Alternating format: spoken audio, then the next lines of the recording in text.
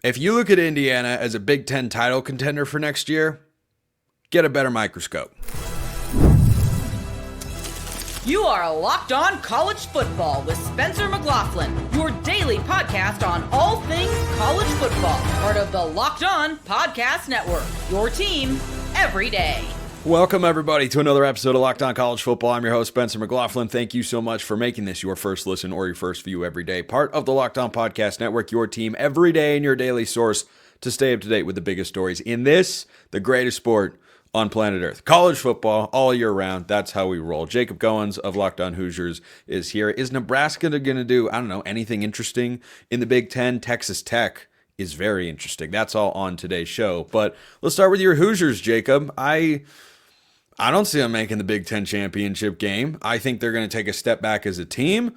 I think they had a wonderful run. I advocated for them to be in the playoff time and again, and I have defended them, especially amidst the Super Bowl over the weekend when they were blown out against Notre Dame. It turns out that just happens in playoff games. But I think you have downgraded a quarterback. You have lost a lot. You lost a coach on staff. I mean, is there some reason that I should be wrong here? Well, the good news is you don't have to make the Big Ten championship game with an expanded college football playoff. Conference championships have almost become worthless, and they will continue to get less valuable as the years go on. So for a program like Indiana, if you can keep your relevancy and retain your competitiveness, then you don't have to worry about the Big Ten championship. Out of the Big Ten, you just have to be top 3, top 4. And I think Indiana can be that because I disagree. I think our roster got better from a year ago. You bring in 3 starting offensive linemen, 1 from Ohio State, 1 from Colorado, and Pat Coogan from Notre Dame. He's pretty good, so he'll be on that starting offensive line. You also bring back your 2 top wide receivers from a year ago. You bring in a couple of running backs from the portal. And I'm not ready to say that Indiana downgraded at quarterback yet. We just don't know how good Fernando Mendoza can be at Indiana. We saw him beat SEC teams at Cal, and I'm not going to give him a whole lot of credit for beating and SEC. Whoa. And SEC team. He did it though, didn't he? Singular. It was indeed a thing that happened. Yes, okay, indeed. So shout out to Auburn. If you can beat an SEC team, you can beat a lot of the Big Ten teams. Let's just be honest here. And so you bring that back, plus 2 All-Americans on the defensive side of the football. I think you bring in 4 or 5 starters from the transfer portal as well. Guys like Amarian Knighton, goes like that. I think this team is better on paper than they were a year ago. Sure, you lose Tino Sunseri. He's out at UCLA. He will be a head coach one day, by the way, Spencer. Keep an eye out for that. But you keep your defensive coordinator, Curt Cignetti, still the guy at the helm. I think Indiana's better than they were last year. And so we don't have to make the Big Ten championship game. You just got to be top 3 or 4 in the Big Ten. And given our schedule, plus looking around the conference, I don't see why we can't be a playoff team again in 2025.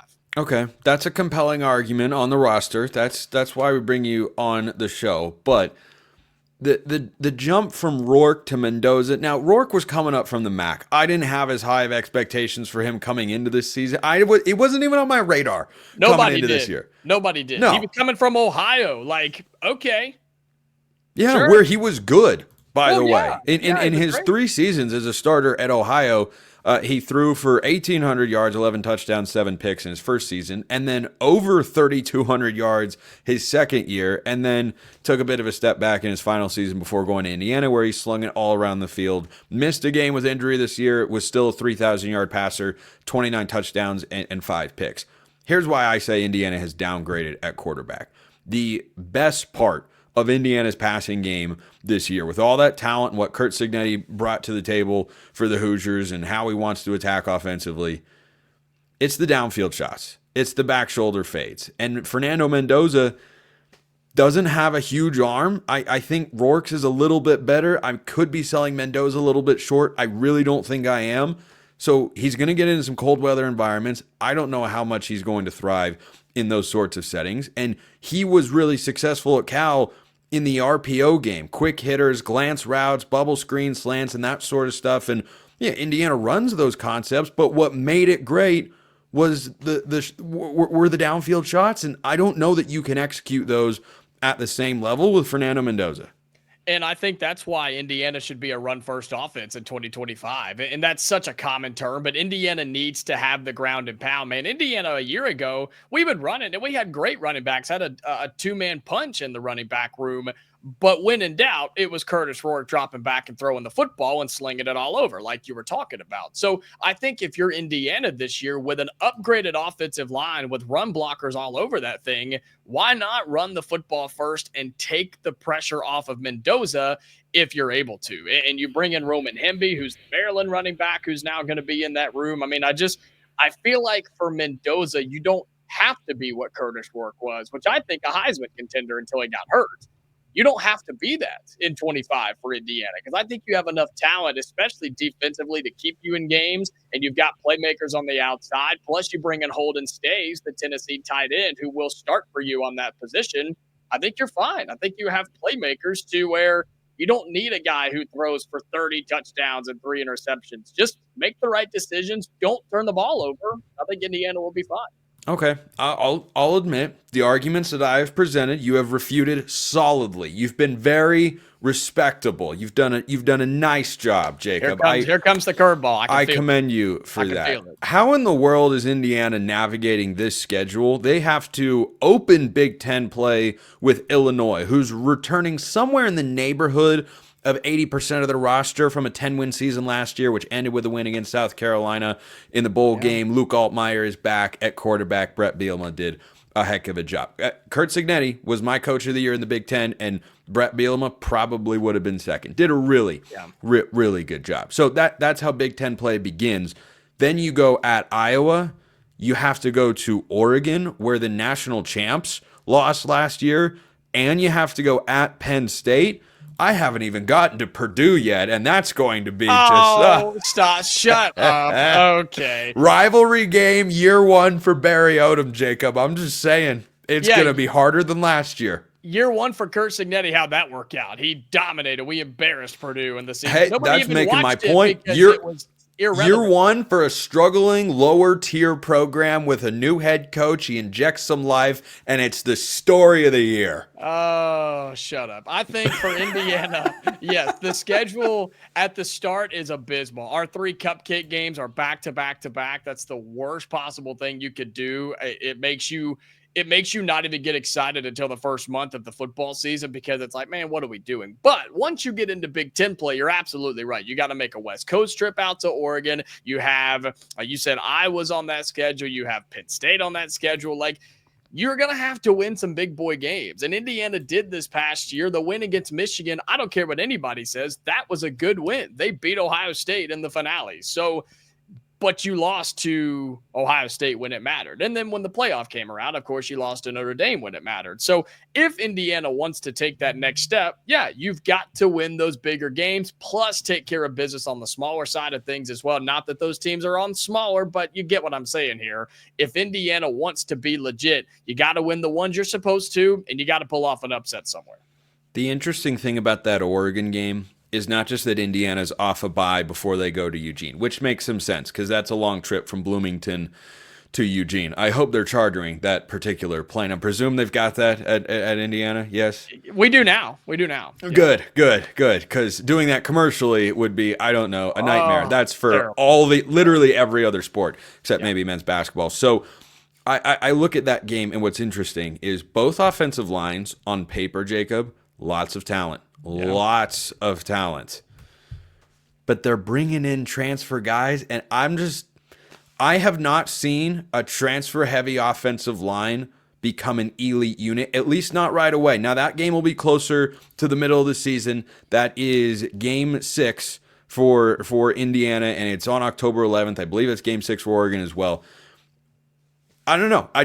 I wonder which unit is going to be able to blend, because Oregon's also brought in some transfers, Isaiah World from Nevada, Alex Harkey, Texas State, Emmanuel Prenon from USC, who are all expected to start. They've got your old pal Matthew Bedford as well as a potential starter. Like, both these offensive lines, talent on paper, I wonder how it meshes. That's all. You know a lot about Oregon, and so I'll be excited to talk to you closer to this game about the talent on that team. I do worry about their defensive line, right? Because look at what Ohio State did against Indiana. I mean, just got after them, and they threw 3, 4, 5 different looks, and Indiana was like, "Holy crap! What is happening?" And I am afraid or worried that Oregon could pull something similar to that. And so I'm fascinated. And you're right. I have concerns across college football with offensive lines that are built out of the transfer portal, because it's just so important to get kids out of high school, build them up, get them comfortable with the same guys around them at the same spot. People don't understand how hard it is to go from guard to tackle or move from the outside and go inside, or, hey, we need you to play center this Saturday. Hope you're ready. It's like, okay, I played as a sophomore, but like it's not normal, and it's so difficult to do. So you're right. It could be in the trenches when it comes to Indiana, Oregon coming up in, what is that, October? What's the date on that? October 11th is that game at Autzen Stadium in Eugene. I might even be there. Wow. I might even make an appearance. You never know. You never know when Jacob Goins of Locked On Hoosiers is making an appearance, but we're glad when he does. We're keeping it in the Big Ten, though. Does Nebraska do, I don't know, anything? They certainly can. They're very capable. It's very simple. They need this one thing to happen, though. First, this episode brought to you by Wayfair. After the holiday hustle, there's nothing like giving your home a little TLC. I always find that decluttering and refreshing my space helps me get back into a routine. Whether you're tidying up, clearing out, or just want to give your space a new look to start the year, Wayfair has everything you need, all within your budget. So if you're looking for furniture and you want a huge selection that makes it easy to find pieces that fit your style and budget, Wayfair is the place to go. There's something for every style and every home, and Wayfair makes it easy to tackle your New Year's home goals. So what are you waiting for? Go and check them out. Plus, free and hassle-free delivery, even for the larger items. Wayfair's site is easy to navigate. You'll find everything you need in no time. Give your home the refresh it needs with Wayfair. Head to wayfair.com right now. That's WAYFAIR.com. Wayfair. Every style, every home. How does Nebraska make noise in the Big Ten? It's a very simple answer. Dylan Raiola has to look like the guy he wants to be, which is, of course, Patrick Mahomes. Conner Happer of Locked On Nebraska is joining me here. Conner, what is the situation in your view for Matt Rule going into year 3? You've got a sophomore quarterback, good first year under his belt, made a bowl game, won that bowl game. Things are looking up, but it is time, right, to kind of take that next step into the upper echelon of the Big Ten? Well, there's definitely some pressure to do that, and I think they felt that, at the ending point of last year when they got rid of Marcus Satterfield as the offensive coordinator. He's still on the staff as the tight ends coach, and they brought in Dana Holgorsen. And for the last 3 games of last year, it was sort of about making things comfortable and finding the right synergy with Dylan Raiola and Marcus Satterfield in the offense. And now they've had to retool under the tutelage of Dana Holgorsen. They brought in a new wide receiver coach who has the connection to Dana Holgorsen and Da'Keel Shorts from Kentucky. And then they brought in Kentucky's best wide receiver from last year in Dane Key. And that's, when you start at personnel, when you talk about personnel for Nebraska next year and what they've done to improve off of 2024, it starts there at the wide receiver position. We don't know for sure that they're going to be better. They got a transfer going into 2024 in Jamal Banks, who was a productive receiver at Wake Forest, and Isaiah Nair, who had kind of been up and down and injuries throughout his career. But I think they feel like they have some proven production with Dane Key from Kentucky and Isaiah Hunter from Cal, and a couple of the guys that they're bringing back, including Ja'Cory Barney, had a great freshman year this past year. Running backs is still a little bit light. Emmett Johnson's going to be the guy there. We'll see what else they can find outside of that. But you're right. It centers around Raiola and the connection there with Dana Holgorsen. And my guess would be that they turn up the tempo a little bit, and it's not going to be your slow and plodding, let's find a way to get first downs and string out 9-minute drives here. Obviously, if they could do that, that'd be great. But I think they want to score some points in 2025.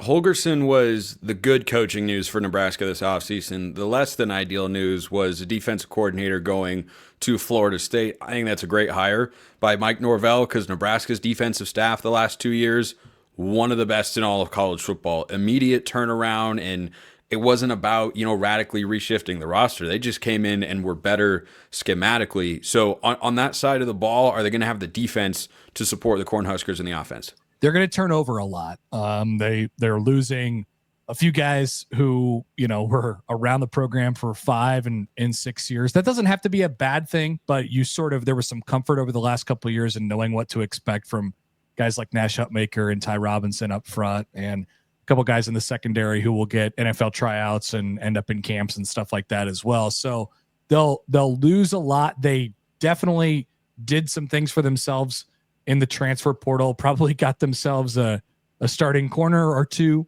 And some interesting pieces like Dasan McCullough, who transferred originally from Indiana and then Oklahoma. A couple guys in the defensive line, including Williams Nwaneri, who I think is the headliner that people are talking about. We'll see how he fits into the puzzle. But yeah, they elevated John Butler, who joined their staff, suddenly at the beginning of the season in 2024 when Nebraska had to make a coaching staff change, and he went in and was the defensive backs coach right away, and then is immediately elevated to defensive coordinator. And so we'll see how that fits in. They've retooled some of their defensive staff as well. They, Terrence Knighton went with Tony White to Florida State. So they took their defensive line coach along with them. So Nebraska has got a new defensive line coach, and Terry Braden, who comes along from the Chiefs. So it's a lot of turnover, but I do think there's a good base to sort of start there for Nebraska, and it'll always be a Matt Rule defense. Matt Rule said when he got to Nebraska, he said, we're always going to be good at defense. It doesn't matter if Tony's the coach. It doesn't matter if somebody else. Like, this is the staple. This is what we do. He brought in Phil Snow, who's his longtime trusted, kind of right-hand man, defensive coordinator type of guy, to come in and kind of help oversee things a little bit as well. So I think they have a pretty good, solid nucleus to work off of.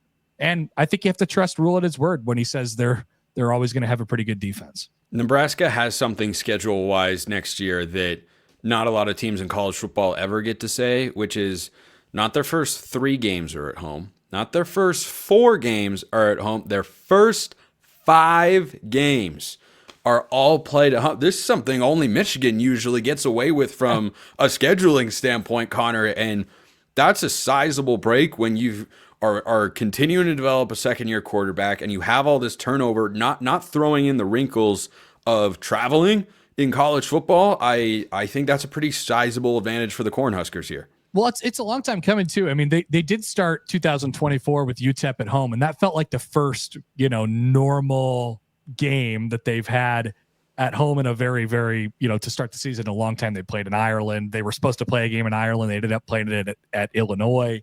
They had a game canceled with Akron in Scott Frost's first season in 2018. So they had a COVID year where they started the season in late October. So there's been a lot going on. This one will be a little weird in the sense that their first game is at Arrowhead Stadium in Kansas City. I was just about to correct myself on that one, but still, no true road games in the first 5. You're not wrong, because Kansas City is a 3-hour drive from Lincoln, and it will be full of Nebraska fans. It's Cincinnati's home game, technically. The game was originally scheduled for Cincinnati, and then it was moved to Lucas Oil Stadium in Indianapolis, and then it was moved to Kansas City. Cincinnati's going to, they're going to bleed the Husker fans out for a bunch of money, it seems, which more power to them. But there'll be 70,000 Nebraska fans at that game. So it's kind of like a home game, and you're right. I mean, it's a really, really nice lead in. There's some landmines in there. Michigan is going to be a huge game in late September. And then Michigan State right after that. But man, it is a real blessing starting the conference season at home and starting the season with a bunch of home environments right out of the gate. It bode well for them. It'll be a big measuring stick game against Michigan, no matter what happens in those first 3. Yeah, I mean, Michigan at home on the heels of back-to-back tune-ups against Akron and Houston Christian. And then before you play Michigan State, who I think is a sneaky, kind of dangerous team going into Jonathan Smith's second year. I don't think they're top of the conference, but I mean, they're 5-7 this past year. They pulled an upset of Iowa, which some people, host of the show, predicted during the season. But having them at home off of a bye, that's an incredibly favorable start. And I mean, you look at the road slate, yeah, at Penn State, maybe you should chalk that one up as a loss right now, Cornhusker fans, but I look at every other game, and I think Nebraska is either going to have a really good shot or will just be the outright favorite. I mean, their other road games are at UCLA, at Minnesota, at Maryland. Minnesota's tougher than people probably realize, but I mean, overall, Connor, like this feels so gettable that if Nebraska were to regress and miss a bowl game, that'd be a colossal failure. Yeah, definitely. I mean, that would be a huge red flag for Matt Rule. That would not go over well. So yeah, they need to take a step up for sure. And the schedule's always going to be, it's always been impactful. It was when Nebraska was in the Big Ten West, and there was always opportunities to take advantage of it, and they never seemingly did. But I think it follows a pretty similar path of what it has, where you look at it, if you're a Nebraska fan and you're saying, well, there's only like one scheduled loss on here, and you reference the Penn State game, and I think that's probably right. Usually for Nebraska, it's Ohio State. They have a hard time avoiding Ohio State. This time it's Penn State, and they kind of switched that out at the right moment. But Wisconsin's off the schedule this year, but we don't know which direction they're sort of headed. Minnesota's back on it. Northwestern's back on the schedule for Nebraska this year. You flip with USC and UCLA, where you played out at the Rose Bowl last year, and you played out at the Coliseum last year. So it's gettable, and you might have everything in front of you when you make the trip to Happy Valley, and I'm sure that there will be snow on the ground when they play each other on November 22nd.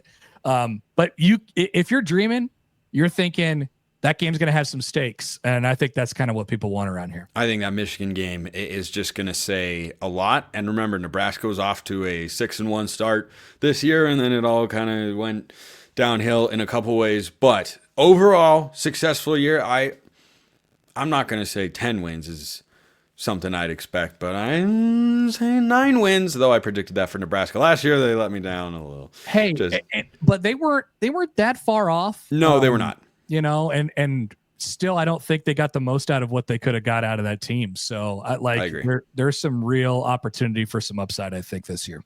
They don't have a win total on FanDuel yet, but I shall be watching. And for the next time we get Conner Happer, Locked On Nebraska, appreciate the time. Texas Tech is going all in.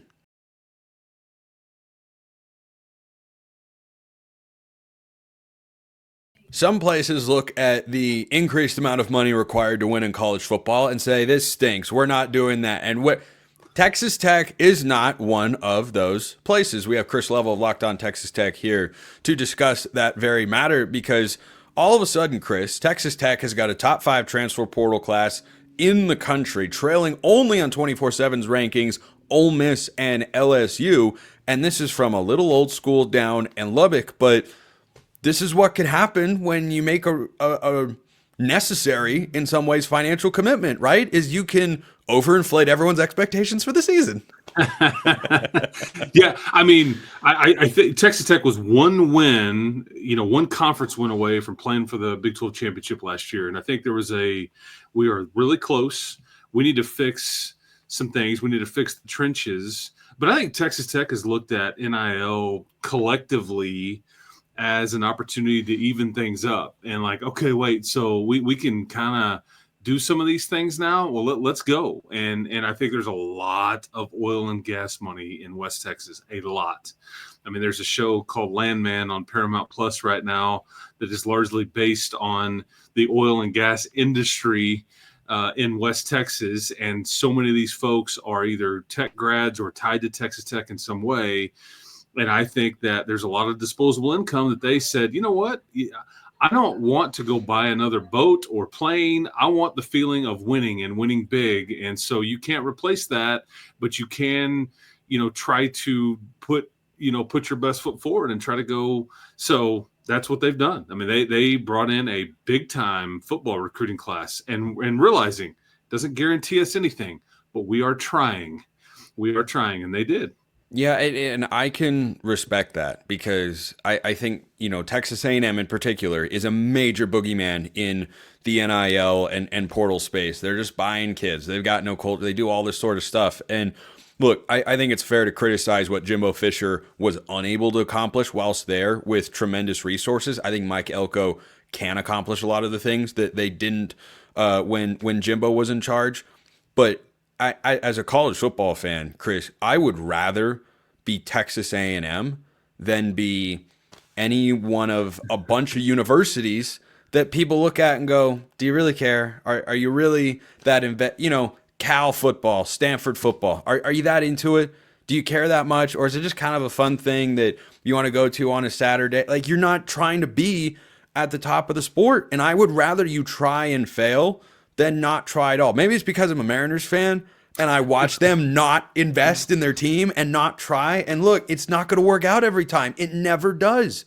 But was there a moment in time? Was it, the paying of players becoming above board instead of it all being handshake agreements and back alley deals and all that sort of stuff?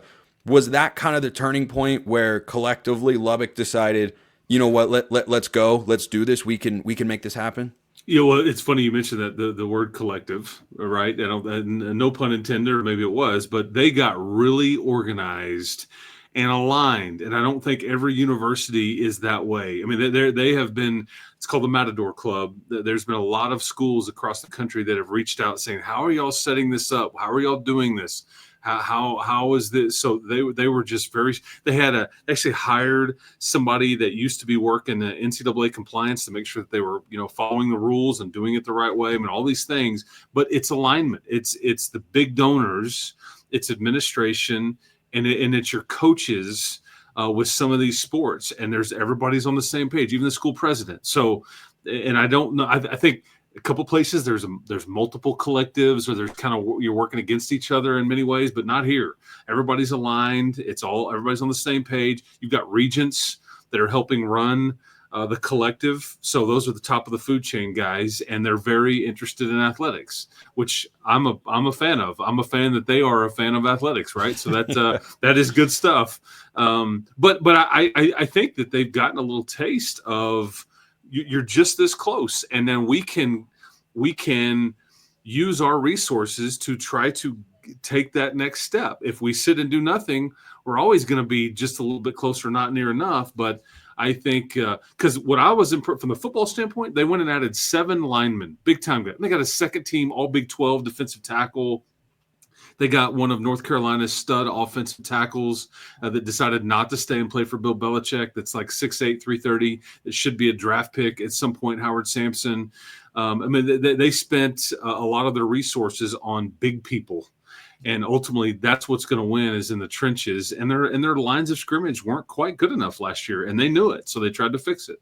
Yeah, I think we saw it in the Super Bowl on Sunday. What happened? The Eagles didn't have to blitz a single solitary time because they just got pressure with 4. And the Chiefs' offensive line couldn't hold up. The 2 times Mahomes has lost the Super Bowl, you know what's happened? His offensive line completely and utterly broke down because their defensive front was better. I want to shift this over to football to wrap up today's show and look at Texas Tech's schedule going into next year. Under the radar game at home against Oregon State. I always shout out the Bees any chance that I get here on the show. And I think that'll be an improved Oregon State team. Malik Murphy at quarterback, that's a name that some Tech fans might be familiar with. But as you look at the rest of the conference schedule, you got a lot of heavy hitters from last year's Big 12 title race. This is the most unpredictable league in the country. Year in and year out is kind of how it seems. Anyone can beat anyone. Anyone can make a run to the conference championship game. But you have BYU, Kansas State, Arizona State, Kansas, and Utah on the Big 12 slate. It's a year where Tech can beat any of those teams, but none of those things are going to be easy, Chris. And this is partly why the previous conversation. I mean, they knew it. They're trying to graduate from just, hey, this 8-9 win team to trying to get to that 10-11 win category and play in Arlington. The toughest game to me, just because it's the first one, and I think there's a bit of an unknown there, and they've got a new quarterback that ran the ball a ton last year at a previous stop, but the game in Utah, just because it's the first conference game and it's on the road. But there's a stretch between, I think it's October the 18th through November the 8th, and you mentioned some of these contenders. 3 of those 4 contenders are in that 4-game stretch, and Oklahoma State is in that stretch too. And no buys, no buys anywhere in there. That's just a consecutive rundown. Yep, that's exactly right. But you get you have to go to Arizona State, you have to go to Kansas State, you get BYU and Oklahoma State at home in that little 4-game stretch. If you've done taken care of your business up to that point, that little stretch will decide whether you play in Arlington or not, and that will determine whether you are a legit contender or not. But bring it on. I mean, and again, we think these will be the contenders based on last year. However, as we saw last season, nobody knows. You don't know. Nobody knows. You never truly know. Yeah, that's right. Yeah, Oklahoma State and Utah, lots of praise for those guys last year, and then they were rock bottom. And then Arizona State and Kenny Dillingham, which Texas Tech did beat last year, one of the few teams that did beat Arizona State, was picked dead last, and they ended up winning it. So we'll see. Texas Tech, one of 2 teams to beat Arizona State when Sam Leavitt started at quarterback last year. Everybody else failed to do so. They lost to Cincinnati, but they did not have Leavitt in that game. They were starting Jeff Sims. And all right, well, I don't need to go down the Jeff Sims rabbit hole there. I think we understand why he was the backup quarterback there. Chris Level, Locked On Texas Tech. Check him out if you have not already. Appreciate the time. Appreciate everyone listening. I will see you next time. And until then, hope you have a wonderful rest of your day.